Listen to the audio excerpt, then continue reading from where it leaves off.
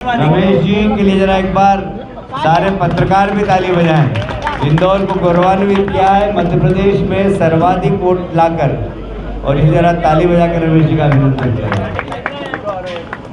ठीक है भाई, और कोई प्रश्न बाकी रहेगा तो बाद में बोलना मत करो। मित्रों से निवेदन करना चाहता हूँ कि वैसे भी पूरे चुनाव अभियान में आपने काफ़ी सहयोग दिया है, अभी भी आप सहयोग देंगे तो बड़ी कृपा होगी।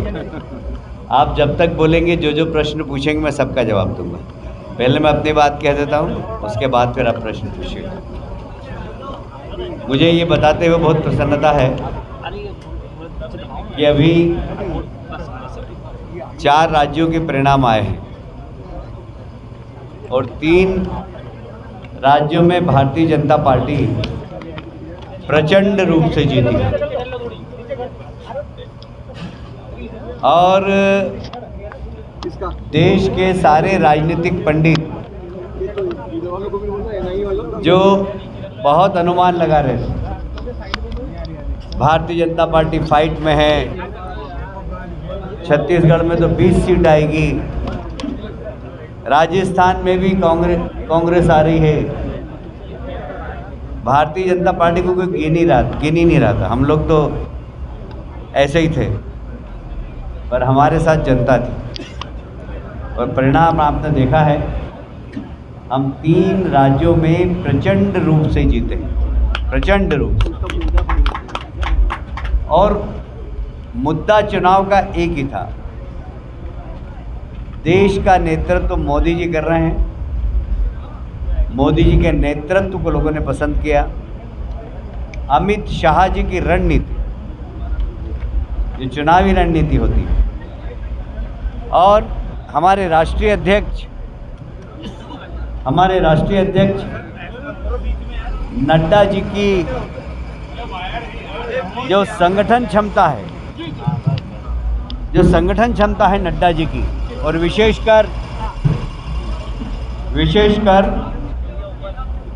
पोलिंग बूथ और पन्ना प्रमुख तक कार्यकर्ताओं को सक्रिय करना, इसके कारण ही ये परिणाम आया है।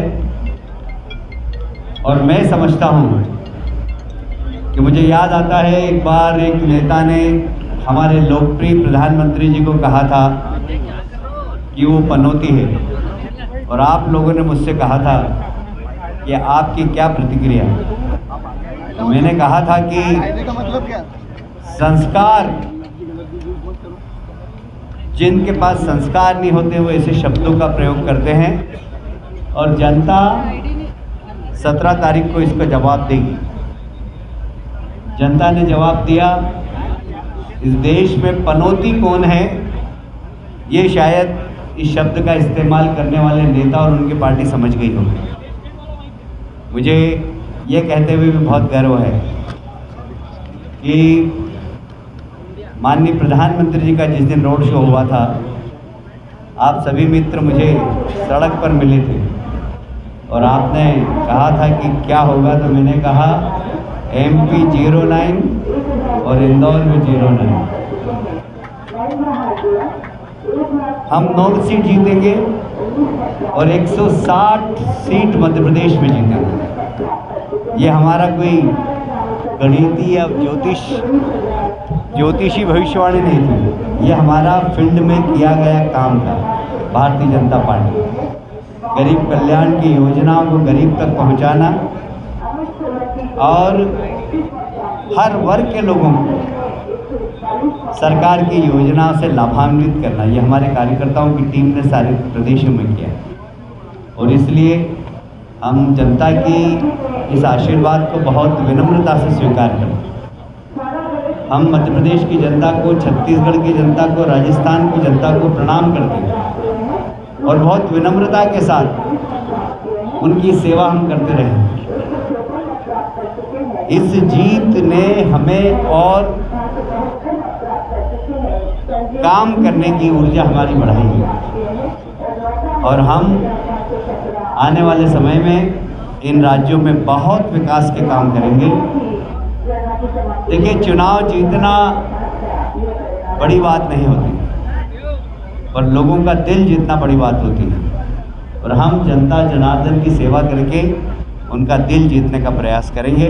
मैं एक बार फिर से इंदौर, मध्य प्रदेश, छत्तीसगढ़, राजस्थान की जनता को प्रणाम करता हूँ, बहुत विनम्रता से दोनों हाथ जोड़कर प्रणाम करता हूँ, और उनको विश्वास दिलाता हूँ कि जो विश्वास आपने भारतीय जनता पार्टी के ऊपर व्यक्त किया है, उसके अनुसार ही हम सब लोग आपकी सेवा करेंगे।